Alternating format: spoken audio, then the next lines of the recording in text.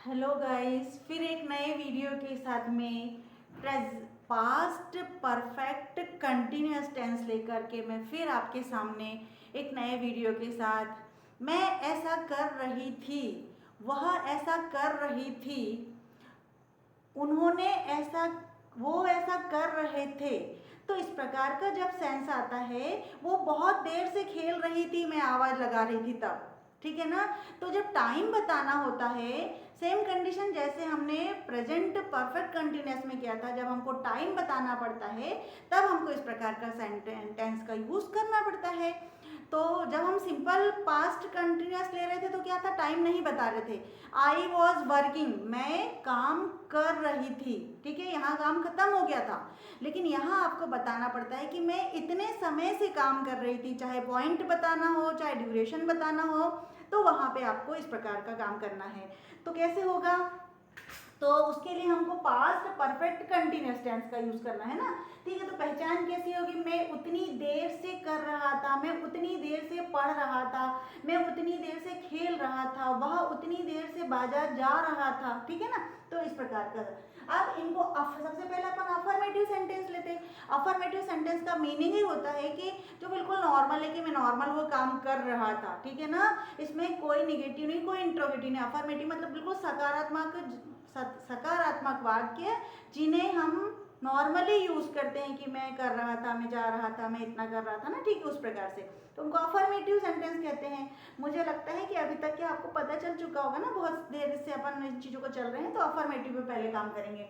तो उसका फॉर्मूला देख लेंगे, सब्जेक्ट प्लस हैड बीन, है ना।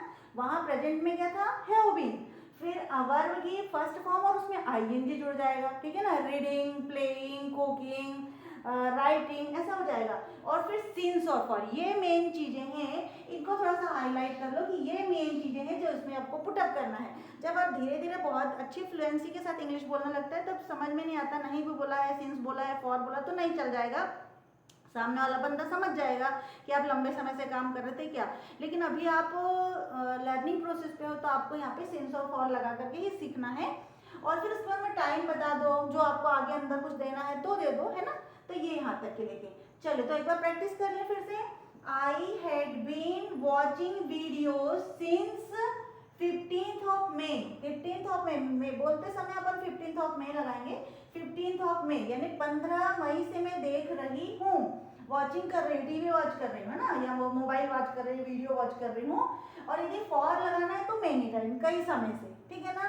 तो देखो फिर से ध्यान देंगे, सीन्स तो मैंने बिल्कुल प्रॉपर टाइम पे बताया है, पॉइंट ऑफ टाइम बताया है, और यहाँ पे इसका ड्यूरेशन बता दी कि मेनी टाइम इतना याद नहीं है मुझे, पर यहाँ पर कुछ दिनों से देख रही हूँ, ठीक है ना। You had been working there, तुम काम कर रहे हो वहां, तुम वहां काम कर रहे हो सिंस 99 से काम कर रहे हो, है ना। तो आपने पर्टिकुलर मतलब सन बता दिया वहां पे, ठीक है। चले, he had been reading for 2 hours, परीक्षा का टाइम है भैया, वो 2 घंटे से पढ़ रहा था, तो है ना, ठीक है।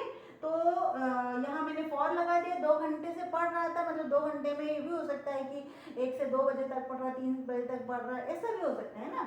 दे had been playing since 4 o'clock, यहाँ सिंस क्यों लगा दिया भाई, यहाँ पे 4 o'clock ने पर्टिकुलर टाइम दे दिया, अपने पॉइंट दे दिया, तो 4 o'clock हो गया। We had been cooking for many time, हम कई समय से बहुत देर से खाना बना रहे थे। Riya had been crying since morning, Riya रो रही थी, सुबह से रो रही थी, छोटा बच्चा होता ना, कई बार तो वो रोते रहता है। Riya had been crying since morning, वो सुबह से रो रही थी। इसका मतलब ये लंबे समय तक जब बातें चलती है तो हम इसको पास्ट परफेक्ट, लेकिन वही कि पास्ट में हो चुकी है ये बात, पहले अभी नहीं हो रही है, ये पास्ट में हो चुकी है, सुबह हो गई है, शाम को हो गई है, कल हो गई है, 2-4 साल पहले भी हो गई है कि जब मैं वहाँ थी तब वो पढ़ा रही थी वहाँ, उतने साल से उतने साल तक वो वहाँ पढ़ा रही थी, उतने साल से वहाँ तक कि वो उस कंपनी में काम कर रहा था, है ना। He had been working that company, उस कंपनी में काम कर रहा था सिंस 99 टू 2007, ऐसा भी हो सकता है ना, ठीक है, उस प्रकार से देखेंगे। अब रही बात, ये तो अफर्मेटिव था। टॉक अबाउट निगेटिव, निगेटिव की पहचान है कि आप उसमें नॉट लगा देंगे, है ना, नॉट लगा देंगे। तो आई हैड नॉट बीन, बहुत ही इजी, हैड और नॉट के बीच में, हैड और बीन के बीच में क्या लगा देंगे, हैड नॉट बीन लगा देंगे। और फॉर्मूले को थोड़ा सा बदल देना पड़ेगा, जो हैड और बीन लगाया है उसके बीच में अपन ने क्या करना है, had plus not plus been लगा देना, है ना। फॉर्मूले को देखेंगे जरा सब लोग। फिर वर्ब की फर्स्ट फॉर्म आईएनजी, फिर सिंस फॉर टाइम, ठीक है। यहाँ देख लेंगे, I had not been watching video since 15th of May और फॉर मेनी टाइम्स। फिर you had not been working there since 99। He had not been reading for 2 hours. वह 2 घंटे से नहीं पढ़ रही थी। They had been playing since 4 o'clock. वे लोग थे ना, जो ज्यादा लोग थे, वे बहुत 4 बजे से नहीं खेल रहे थे। We had been cooking. We had not been cooking. Not been cooking for many time. हम बहुत देर से खाना नहीं बना रहे थे। Riya had not been crying since morning. Riya had not been crying. Riya नहीं, सुबह से नहीं रो रही थी, सुबह से नहीं रो रही थी। तो इस प्रकार का जब आपको निगेटिव बनाते आ गया तो इंट्रोगेटिव भी बहुत इजी गोइंग हो जाएगा। अब इंट्रोगेटिव करने की पहचान क्या है, तो वही हेल्पिंग वर्ब को सामने ले आएंगे। तो थोड़ा सा देखेंगे अपन यहाँ पे, इसको पहले नोट डाउन कर लो, फिर अपन बाकी चीजें देखेंगे, ठीक है।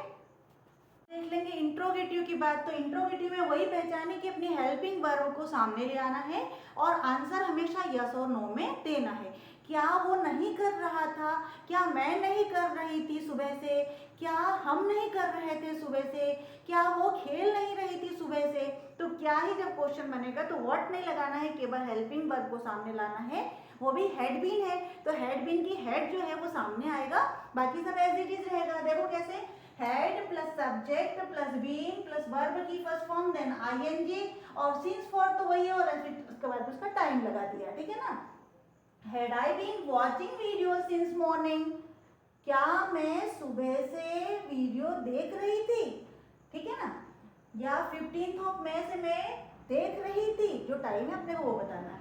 Had you been working there for many days, क्या तुम वहाँ काम कर रही थी कई दिनों से वहाँ काम कर रही थी। Had he been working there since 99, क्या तुम वहाँ काम कर रही थी 99 से।